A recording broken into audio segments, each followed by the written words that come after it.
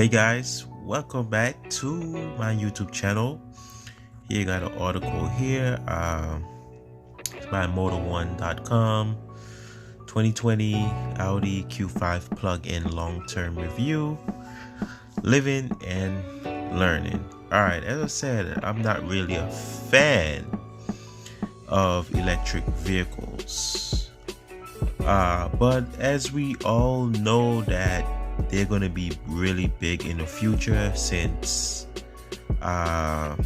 climate change is a big thing. They're trying to get less emission and less emission vehicles, so that means less pollution. So everybody right now is more focusing, a lot of different car dealerships is basically focusing on more electric vehicles, plug-in, hybrids and electrical vehicles. The one thing that I hate about them, if anything happens, is going to be very costly, because it's not like the easy fix that normal mechanics do. You have to be like a real certified mechanic to work on an electrical vehicles, hybrid electrical vehicles. Anyways, let's get down to business. Alright, so a month of living with Audi midsize plug-in. After nearly 2 years of running the motor1.com long-term test fleet, we've covered everything from the adorable Mazda 3 hatchback to the family-friendly Honda Pilot. With our latest long-term candidate, we're shaking up the recipe, testing our first premium brand and first plug-in. Especially, we're spending a few months behind the wheel of the 2020 Audi Q5 plug-in hybrid, living with the car every day, just like those who will buy it. With over 15,000 miles on the odometer, it's time to divulge or internal thoughts.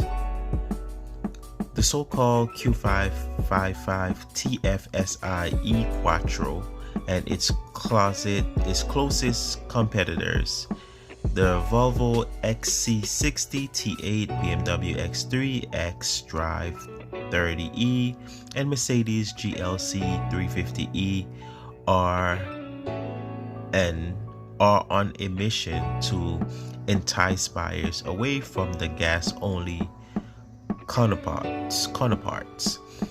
Plug-in hybrids are slowly but surely gaining interest from consumers, but often come with bigger price tags. Our goal in testing this car for a few months is to determine whether or not the car actually lives up to its on paper potential, especially in terms of efficiency.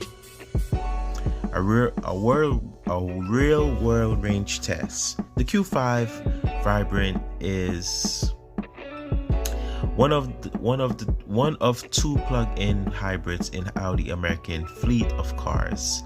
The other being the A8 sedan. It used the same turbocharged 2.0 liter 4-cylinder as other Q5 models, but also packs a 14.1 kilowatts hour battery pack along with it, and Quattro all-wheel drive comes standard. The Audi Charge with relative quickness.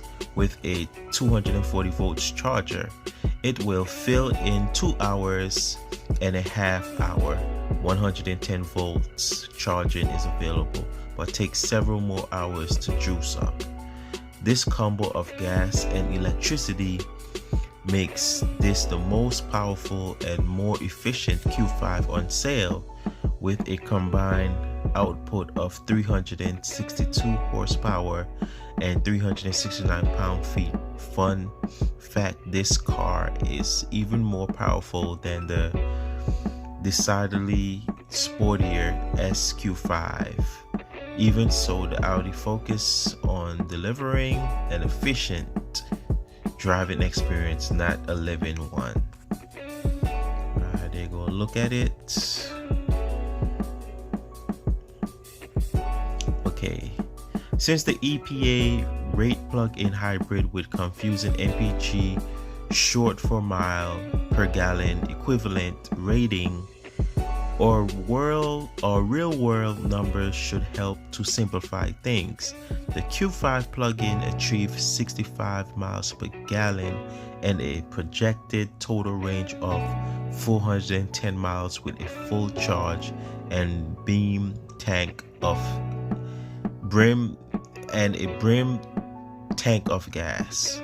More sufficiently, the EPA say that the car pulls off 20 miles of electric only range, and when the battery is dead, the car is good for 27 miles per gallon combined.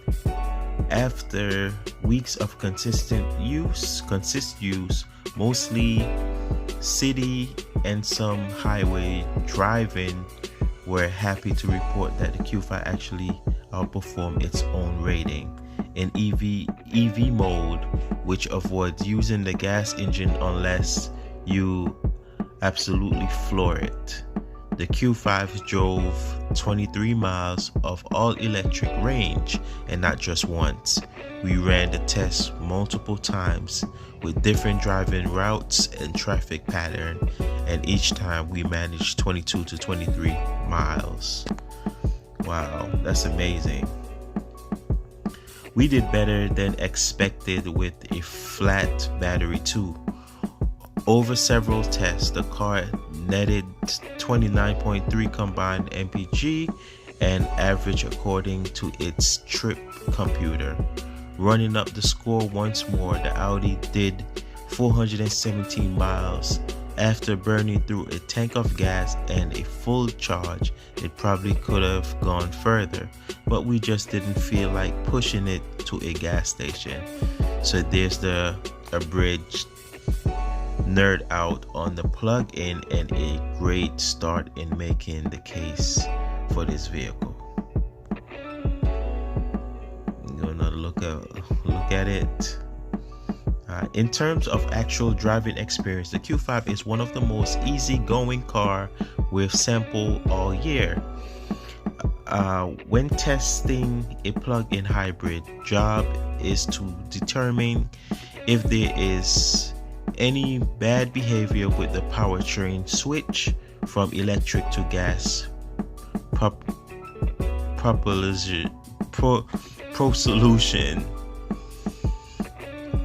The Audi does well with a smooth, borderline seamless transition and the 4-cylinder wake-ups. Only on the hard acceleration does the transition feel harsh, but in 90% of driving scenarios, the under hood components are hardly noticeable.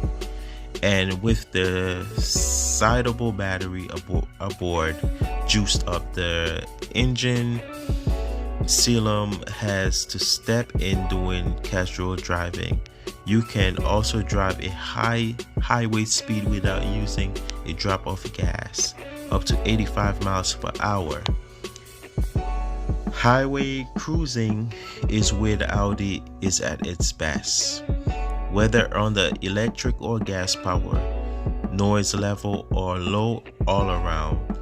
The same goes for road noise and most other disturbance. The Q5 quietly chug along with an eye for comfort, and we're okay with that. It features overboost electric steering with its feature light to control.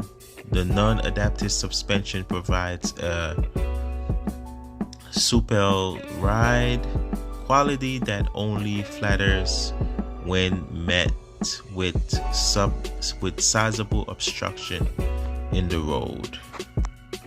Well, as I said, I had an Audi before, a Q7, and that vehicle was very nice, and I like the way how they keep up the standard with the newer one. So good stuff. Just that it's pricey, it's expensive to maintain when you're out of warranty if anything breaks.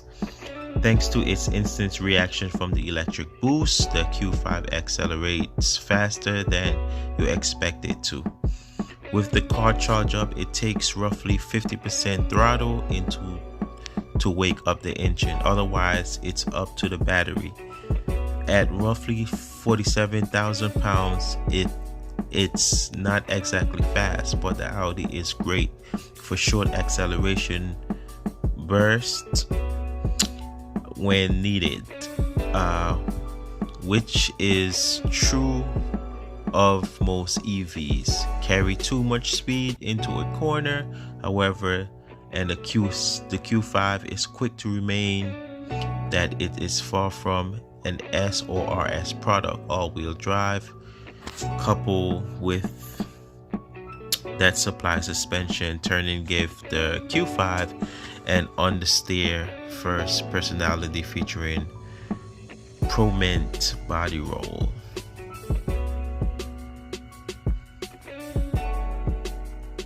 Okay, older design with great features. The biggest knock against the car is the facelifted 2021 Q5, which now exists. The newer model brings sub-reversion to the exterior and a touchscreen to the interior, but the change ain't enough to make the 2020 model irrelevant.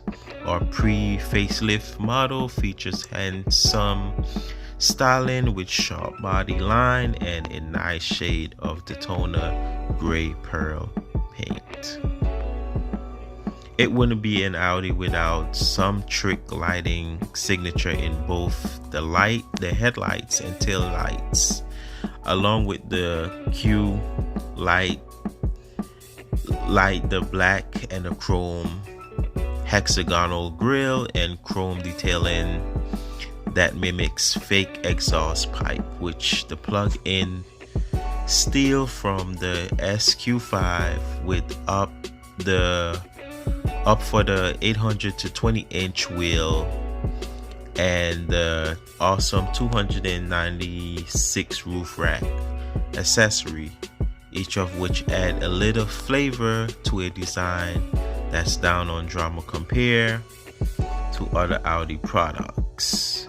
The same is true of the cabin, which is more functional than it is eye-catching. Maybe it's the rock gray interior color and ash gray wood trim pieces, but the Q5 could use a little jolt of excitement. We drove a Q3 with freaking orange soothe on the dash. Audi knows how to have fun, and that's not so much the case here. Alright, so this is, as I said, I